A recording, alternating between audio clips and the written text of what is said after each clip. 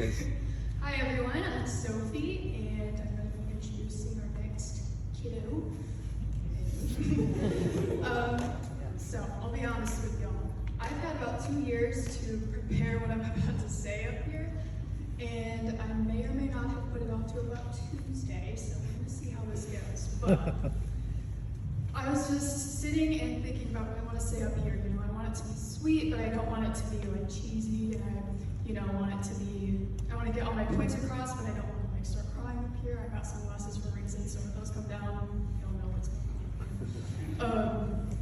And I just kind of stopped for a second. I was like, I can't believe I'm even thinking about this right now, because like I just graduated high school, and like I was just sitting in these chairs just a few years ago, and now my little brother is like doing this. That's so crazy to me. And like I always joke about how these kids in my mind will always be like 10th graders to me, just because they're like, that's when I graduated, and so like they were sophomores when I graduated, and they're just like perpetually 10th graders in my mind. And so it's just crazy to see all of you here, and I'm just really proud of all of you. But one of you I've known for quite a while now, my whole life in fact.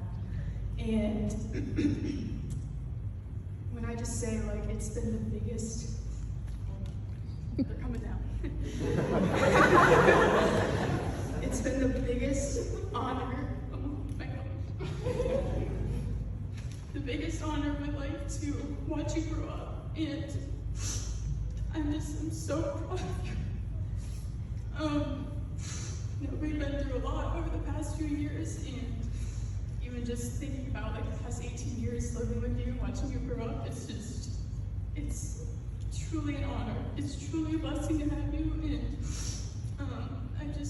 I can't say enough how proud I am of you and how amazing you are. I could stand up here for hours and say so many things about you. You're just amazing. So, without further ado, my little brother, Nicholas Rickard.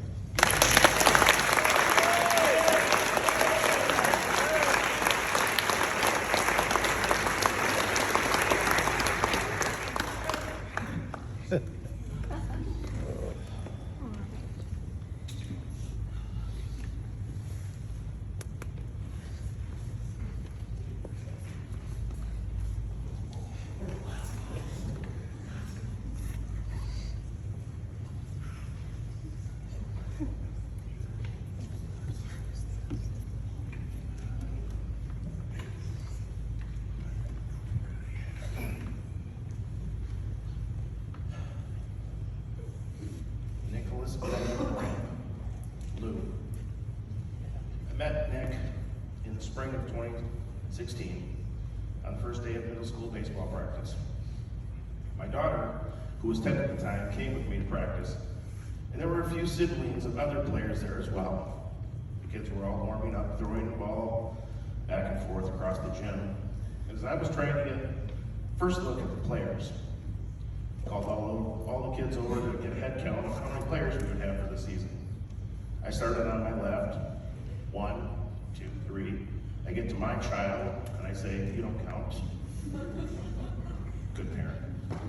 I keep counting and get to someone I thought was a sibling of a player and say, you don't count.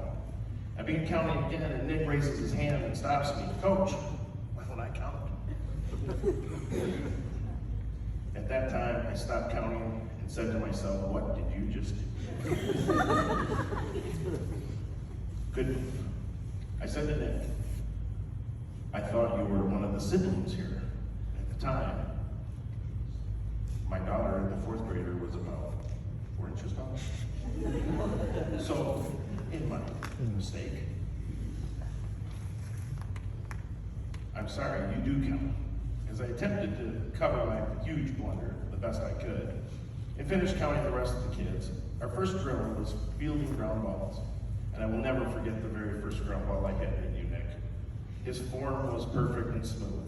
Every time it was his turn, it was the same. Regardless if the ball was hit to his right or to his left, it was perfect and smooth. It was at that moment I started calling him Lou. At the end of practice, I asked him if he knew why I was calling him Lou. His answer was no, and I told him that that was his homework, to let me know why I called him Lou at the end of the next practice. Nick's family are Tiger fans, and they were able to help him with the answer. He reminded me of Lou Whitaker. From that point on, he's been called Lou ever since. Over the past 4 years, Lou has dealt with some painful knees, and this has made it difficult at times to play to his fullest capacity. He has put off surgery to resolve this because he did not want to miss his senior year, not only for himself, but also for his teammates. Lou worked as hard as any player I've ever had in hitting. He was so determined to get better, from extra hitting sessions with me to even going to another hitting instructor. I had coached the other hitting instructor as well, so I knew he was in good hands. All of the hard work has paid off for him. His .426 regular season batting average his senior year, amazing. Lou, your work ethic is second to none. You set a goal and you will not stop until you reach it, despite adversities that might set you back. I've seen you come out of your shell. You started your high school baseball career a little on the shy side. This year you have found your voice and are one of the team's leaders. I really appreciate how you always are ready for game time. I know there were days that you were hurting so bad. I would ask you, are you okay? You would just look at me, smile, and say, I'm fine, coach. I usually would respond with a liar, and your smile would get even bigger. So as you make your way to Belmont University this fall, pursuing a career in sports administration, my blessing for you is to enjoy life and never think you don't count. You do count. I cannot wait to see what God has in store for you. Your calm, level-headed thinking will take you far. Do not worry about what you cannot control. Focus on what you can control. Keep persevering and striving to reach your goals. I wish you the best and know I will always be here for you. I love you. Good job.